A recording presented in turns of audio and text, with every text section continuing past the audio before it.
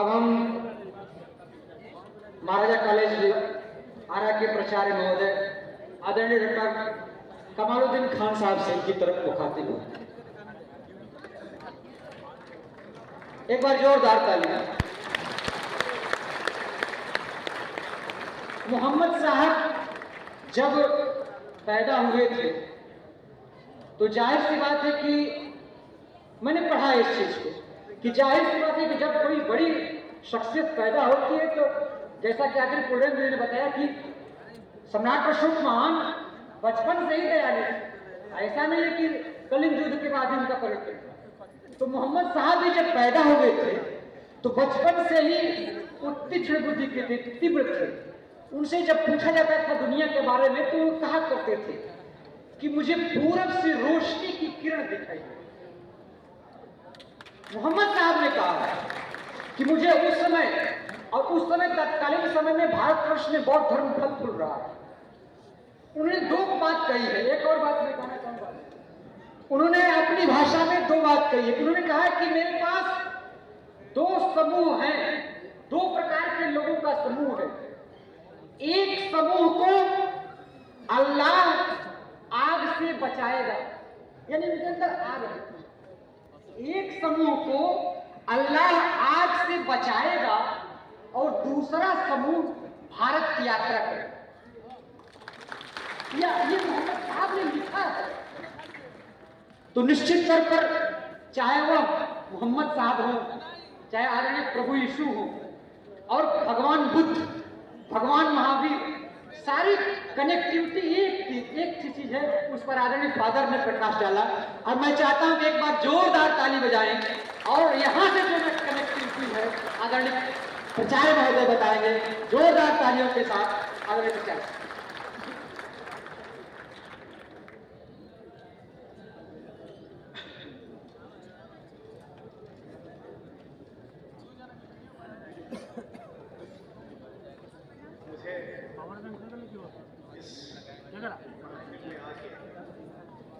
खुशी हो रही है कि महान सम्राट अशोक का जन्म उत्सव इस पाटलिपुत्रा की सरजमी पे बहुत धूमधाम से मनाई जा रही है। और मुझे इस सरजमी पे आप लोगों को मुखातिब करने का अवसर मिला है, इसके लिए मैं आप लोगों का सदा आभारी हूँ। इस मंच पे बैठे हुए सभी गणमान्य और सम्मानित व्यक्ति और इस सभागार में जितने भी फर्दिल अजीज हमारे भाइयों में हैं, इन सबको अभिनंदन करता हूँ। मुझे इस बात की मैं एक लॉ का प्रोफेसर हूँ और जब मैंने भारतीय संविधान की परिप्रेक्ष्य को, प्रारूप को, उसके उद्देश्य को, उसके ऑब्जेक्ट को देखा तो, और दूसरे तरफ सम्राट अशोक के शासन पद्धति को, उनके एडमिनिस्ट्रेशन ऑफ जस्टिस को देखा तो ऐसा प्रतीत हो रहा था कि हमारे बाबा साहब डॉक्टर भीमराव अम्बेडकर का रोम सम्राट अशोक से वो प्रज्वलित हो रहा था। उस सारे रिस्पेक्ट अगर आप लोग हकीकत में अगर किसी ने अपने भारतीय संविधान को पढ़ लिया और फिर हमारे सम्राट अशोक के शासन पद्धति को देखा तो उन्होंने सिर्फ प्रशासन नहीं किया बल्कि उन्होंने एडमिनिस्ट्रेशन ऑफ जस्टिस को स्थापित किया, न्याय की हुकूमत को स्थापित किया, न्याय की हुकूमत को उन्होंने स्थापित किया है, social, economical and political justice को उन्होंने स्थापित किया है।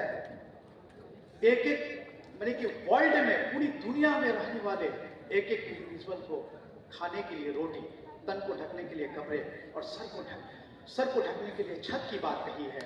आप उठा के देख लो सम्राट अशोक के इस कंसेप्ट को, उनके बहुत ऐसे छुए अनछुए से पहलू हैं जिसको अगर हम लोग देखते हैं तो शायद ऐसा प्रतीत होता है कि जब कलिंगा का युद्ध और दूसरी तरफ एक महान सम्राट का धड़कता हुआ दिल, ये पूरी दुनिया को एक ऐसा मैसेज दिया, एक ऐसा संदेश दिया कि तुम खून खराबे से, आर्बिट्ररी एक्शन से, डिक्टेटरशिप से ऐसी हुकूमत कभी कायम नहीं कर सकते हो जो बहुत दिनों तक टिक सकती है।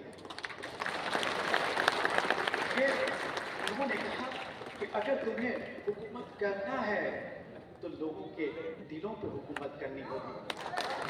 अगर तुम्हें हुकूमत करना है तो एक एक इंडिविजुअल को social, economical and political justice को देना होगा, और तभी वो हुकूमत एक लंबे समय तक चलेगी जो सदा के लिए अमर हो जाएगी। तो ये लोग कलिंगा का युद्ध एक नरसंहार से जानते हैं, ऐसा कभी नहीं है। ये तो वो मैसेज था पूरी दुनिया को, जो जिसने सम्राट अशोक को विश्व विजेता बना दिया और पूरी दुनिया में उनकी साम्राज्य कायम रहे।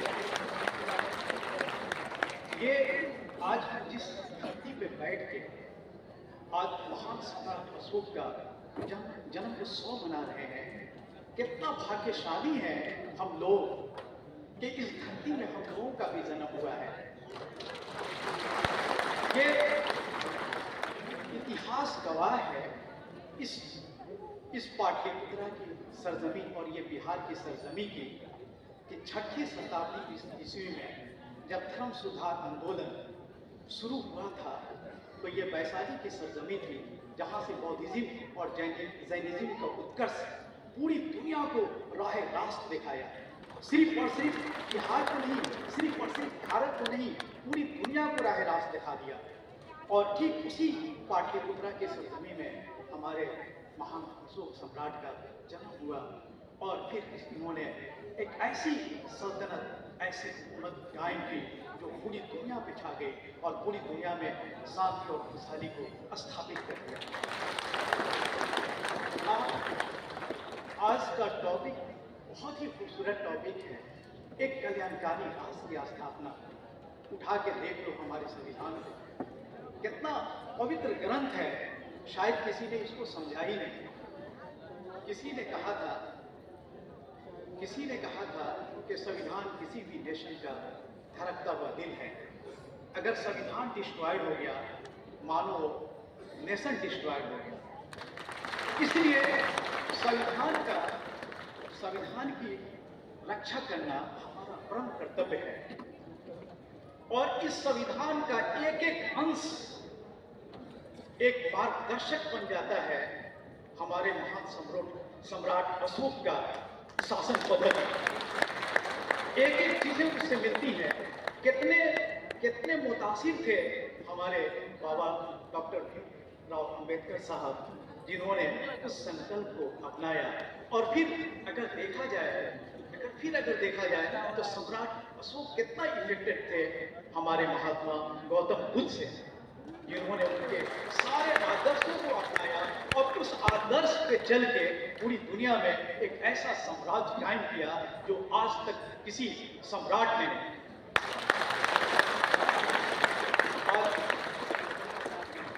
महान अशोक सम्राट चक्रवर्ती सम्राट के नाम से जाने गए, यानी कि सम्राटों का सम्राट, राजाओं का राजा, हमारा महाराजा अशोक सम्राट है। और मुझे बहुत ही खुशी इस बात की है कि इस सरजमी पे हम लोगों ने जन्म लिया है। कितना पवित्र ये सरजमी है, इस बिहार की भूमि कितनी पवित्र है। न सिर्फ भारत में नहीं बल्कि दुनिया के लिए रोल मॉडल बन सकती है। अगर आप लोग इस हमारे महान अशोक सम्राट के बताए हुए नक्शे कदम पे चलते हैं। ये मेरा चमन है, ये मेरा चमन, मैं अपने चमन का बुलबुल हूँ। ये अब्र यहाँ से उठेगा, वो सारे जहाँ पे बरसेगा। अब उसको कहते हैं, घटा को कहते हैं, बादल को कहते हैं। आप इस बिहार की जरखेज भूमि के बादल हैं कि पूरी दुनिया को सैराब कर सकते हैं। और यहाँ से एक और पूरी दुनिया में हमारे महान सम्राट अशोक के नक्शे कदम पे चल के, उनके आइडियोलॉजी पे चल के पूरे ये बिहार पूरे विश्व का विजेता बन सकता है। ये सिर्फ और सिर्फ भारत का ही नहीं है, ये वो आइडियोलॉजी है। फिर चंद कुछ चीज़ें ऐसी हैं जिन्होंने एक वेलफेयर स्टेट के एस्टेब्लिशमेंट करने की बात कही गई है।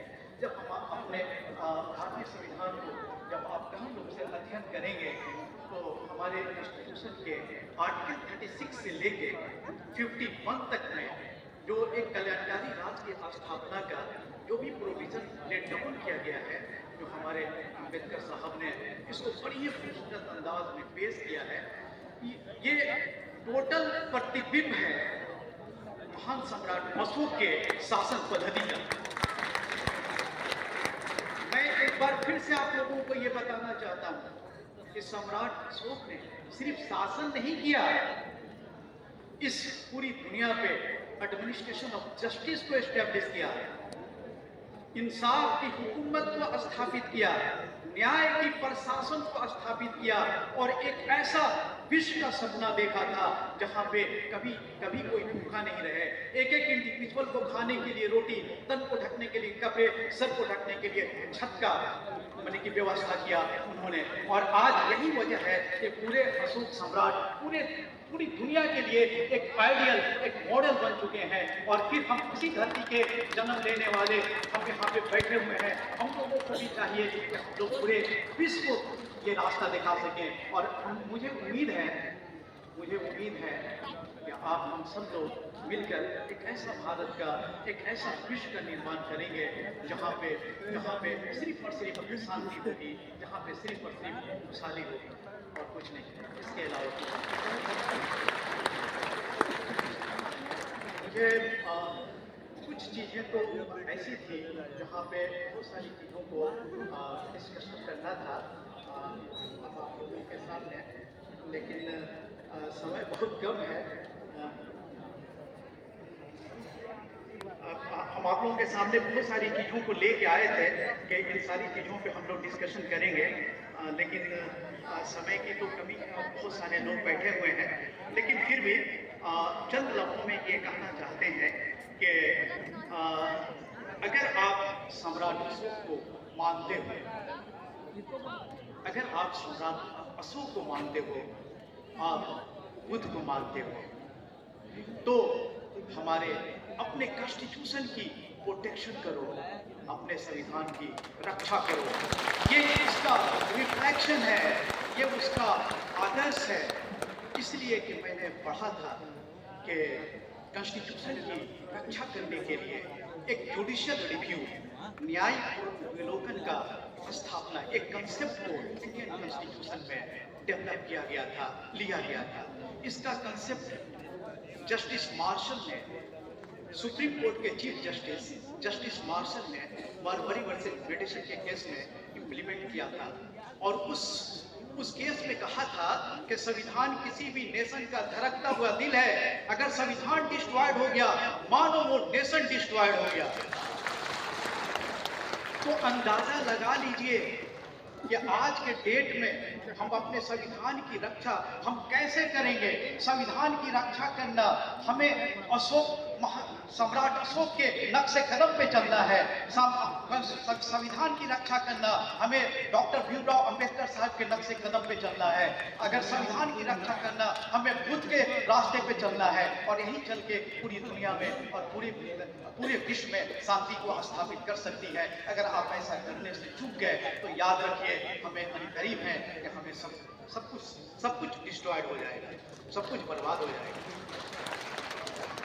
इसलिए मैं आप लोगों से इस मंच से मुखातिब होकर एक बात जरूर कहूँगा कि यहाँ पे इतने अच्छे लोग बैठे हुए हैं कि हम आप लोगों से एक ही रिक्वेस्ट है कि कॉन्स्टिट्यूशन को कोशिश करिए कि कॉन्स्टिट्यूशन को 10+2 तक, मैट्रिकुलेशन तक एक कंपल्सरी पेपर के रूप में उसको इम्प्लीमेंट कर दिया जाए, ताकि एक लोगों के दिलों में हमारा संविधान बस जाए, जो कभी खत्म नहीं हो। मैंने देखा था, एक छोटी सी बात मैं कह के यहीं से अपनी बात को खत्म करूंगा कि मुस्लिम रिलीजन में इन्होंने प्रोफेट की बात कही कि प्रोफेट की बात उन्होंने कहा, तो कुरान, मुस्लिम रिलीजन के प्रवर्तक जो भी हैं वो कुरान को याद कर लेते हैं। पूरा एक 30 चैप्टर का 30 चैप्टर का मुश्तमिल एक कुरान को जुबानी रट्टा लगा जाते थे और उसको चाहे कोई दुनिया की ताकत मिलके खत्म करना चाहे तो वो खत्म नहीं कर सकता है। उसके एक एक हरसई, दुर्गई, जेर और जबर को याद कर लेते हैं। क्या ऐसा नहीं हो सकता है कि हम अपने फैमिली में एक ऐसे बच्चे को जन्म दें जो पूरे कॉन्स्टिट्यूशन को वो रट जाए, याद कर ले, जो कि कभी कॉन्स्टिट्यूशन खत्म ही नहीं हो सके। और कॉन्स्टिट्यूशन को बरकरार रखना, हमारे नेशन को बरकरार रखना है। कॉन्स्टिट्यूशन को बरकरार रखिएगा तभी आप सम्राट अशोक के आदर्श को जिंदा रखिएगा। आप कॉन्स्टिट्यूशन को बरकरार रखिएगा तभी जाके गौतम बुद्ध के आदर्श को आप बरकरार रखिएगा, उसको फॉलो करिएगा। सिर्फ ये अशोक कुछ यहाँ से इस लेसन को लेके जाना है कि हमें करना क्या है। इस तरह से हर साल जन्म उत्सव मनाए जाएंगे, सब कुछ होते रहेंगे, लेकिन इसको कंटिन्यू करने के लिए, बरकरार करने के लिए याद रखिए कि आज आपके सामने आपका कॉन्स्टिट्यूशन है, आपका संविधान है और उसकी रक्षा करना आपका परम कर्तव्य है। और इसी ताकत के साथ आप जाइए और इसको मेंटेन करिए। बस इन्हीं सारी बातों के साथ आपसे इजाज़त मांगता हूँ। थैंक यू, शुक्रिया कि आपने मुझे बोलने का।